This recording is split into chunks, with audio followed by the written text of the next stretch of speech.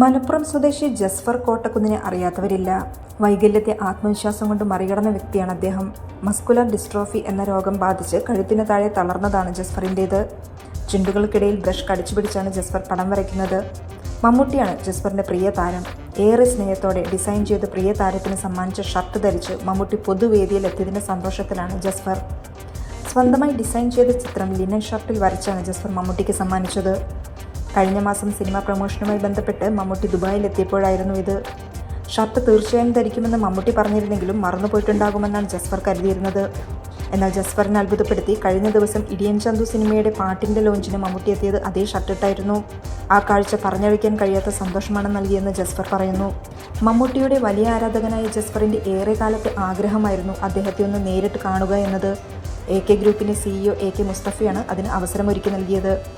അന്ന് അദ്ദേഹത്തിന് എന്ത് സമ്മാനം നൽകുമെന്ന ചിന്തയാണ് സ്വന്തമായി ഡിസൈൻ ചെയ്ത ഷർട്ടിലെത്തിയത്.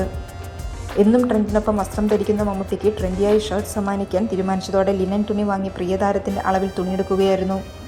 പിന്നീട് അക്രലിക് പെയിൻറ് ഉപയോഗിച്ച് ബ്ലൂ പാലറ്റ് മാത്രം ഉപയോഗിച്ച് ഡിസൈൻ വരച്ചെടുത്തു.